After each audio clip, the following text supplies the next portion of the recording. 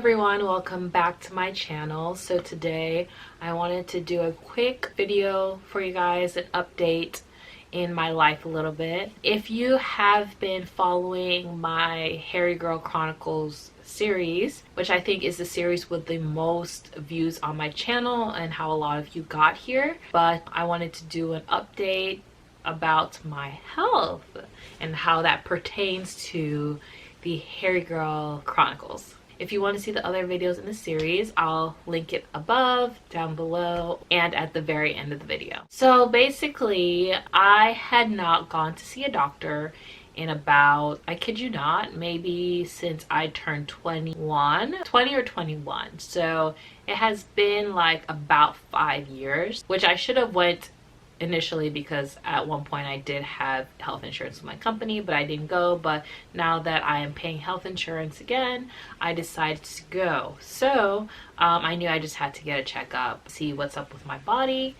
And also, as I was doing the series, Miss Remy Ashton, Remy Cruz on YouTube, I love her, watched like all her videos, and she was talking about how she has PCOS, and she was kind of saying what comes with PCOS that she knows of. And then I got a little bit on the ruder side comment on one of my hair videos saying this isn't normal, you might want to get it checked out, or you might have PCOS or something like that. It wasn't the nicest worded comment I've had. So, you know, I was going to get it checked after I heard some things in Remy's video that sounded like, this sounds like something I could have. So when I went to the doctor, I had my first gyno experience. Never done that before. That's one of the main reasons why I didn't go to the doctor for a while, because I knew they had to go up in the cooch, you know, and I heard it hurts or something. I will say this, it did not hurt, and I have a kind of low pain tolerance. It was just uncomfortable, but it was fast. Honestly, I didn't have to get a lot of work done or anything. But basically, my doctor was amazing. That's the first thing I recommend when you feel uncomfortable kind of talking about your body and things that you think aren't normal. Find a doctor that you're comfortable around and that will just listen to you and like soak it all in and then give you advice and doesn't make you feel like weird, you know? So basically, my doctor, before we even start anything, she just goes, so what do you want to know? Like, what questions you have, blah, blah, blah. And she was just so personable. She's now my new doctor because she was so great. So personable. And I was like, hey, I said, I think I might have PCOS. And she's like, why do you think that? And I said, I don't have regular periods. I never have. I didn't start tracking my periods before, but as the years went by and the doctors kept asking when my last period was, I decided to track my periods. So I told her I don't have regular periods. They just come whenever they come. I have unwanted body hair, like in more quote-unquote masculine areas. So I told her these are the things, and she was like, based on what you said, I think you do have polycystic ovary syndrome, PCOS. And she said, I will get some blood work done and then we can go from there. So I got my blood work done. And basically, she recommended me to an endocrinologist. And so I finally got my blood work done. They called me and she told me like everything. And honestly, like the nurse was like talking, she's like, oh, it'll be short. It was not short. It was a long list. Like, I kid you not.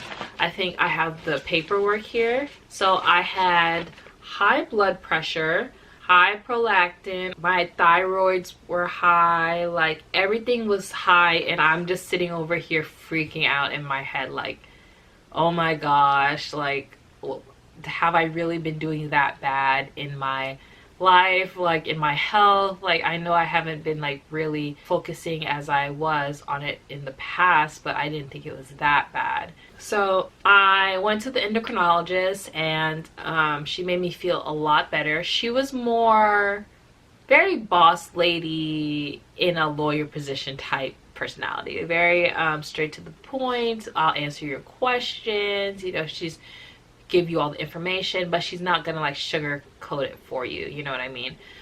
which I don't want to. I was fine with that. I was like, you go, boss. Basically, she was saying that my thyroid levels are high. Oh, and my doctor scheduled me another blood work in a few months after I switched up some stuff with my health. Now, I went to see the endocrinologist a few weeks or maybe a month after that, and she said to me, your thyroid levels are high. You have hypothyroidism. She was like, have you noticed any weight gain or whatever? To me, I did notice weight gain, but I thought that was because of my terrible habits. You know, not working out as much anymore, not eating as healthy, eating whatever I wanted. But she was saying, yeah, that can be it. But she's like, you also have hypothyroidism, so that probably contributed a lot to it. She told me about two separate things. So first, hypothyroidism. So she told me that all my levels, like my prolactin, my blood pressure, all these other things, they were high because my thyroid. So she put me on medication, and she said, you know, we'll check back and see if everything comes down. But she wanted me to cancel my previous blood work that my other doctor wanted me, because she was like, there's no point. Once I get your levels leveled again, we can see in the blood. Like, there's no reason for you to go when nothing has changed, you know? So we're just gonna have you take the medication for a while, and then we'll see how that is. Then she said for my PCOS, she was like, you have high levels of testosterone and all these other things, so you definitely have PCOS. She said a lot of people, it doesn't really affect them, but other people it can affect you conceiving and things of that nature. So my gynecologist said that I can take an ultrasound if I'd like to see if I have like cysts on my ovaries and stuff like that. But for me, because it wasn't completely necessary at the time, I told her I did not want to do that because I'm not even in the headspace of conceiving. So I was like, I'll just look at that when I get there. Now, she said for hypothyroid, there's nothing I can do diet-wise to fix that. She said it can be genetics, or it's something I'll live with for the rest of my life. It's not my habits. It's not my health.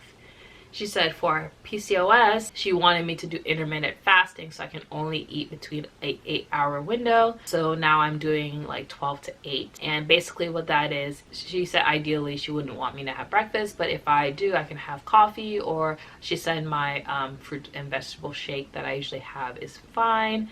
Then at 2 p.m. I have lunch where I can have like a starch like rice and protein and vegetables, and I can have like a avocado, and that should be my heaviest meal. And then at 4 o'clock I take a snack, so a fruit, yogurt, whatever. And then at 6 I take another snack, and then at 8 I have my dinner, which needs to be protein and vegetables. That's it. And this should be the smaller meal. So she had me on that. And then she also said for the unwanted hair and like the high levels in testosterone, which is a very big indicator of PCOS, that I could go on a testosterone blocker medication. But she said during conceiving age, she would not recommend that, because even if I don't want to have babies, if something happens, just like an accident happens, if I have a boy, I could prevent him from having genitals. So honestly, the testosterone blockers, I didn't consider it for a second, not because of the conceiving issues, but just because I have taken into waxing and I've gotten a bit more comfortable with my body hair. So for my PCOS, there's no medication that she prescribed me, just the intermittent fasting and the healthy eating and drinking water and working out. So it's actually really great that I went to the doctor. I put it off for a while, and I'm really happy that I went, and it was kind of a relief to know that the things that I was thinking, or actually it's a relief to put the name to the problem, like naming the issue, right? It makes me feel better. And I will say now that I had my blood work done not too long ago, and my levels have been really good. She said my blood is clear, just have to keep taking my thyroid medication, and she'll see me next month. and I still need to keep track of my blood pressure. I'm hoping that that stabilizes once I'm in a consistent working out schedule. Also, I try to stay away from red meats, so like pork and beef.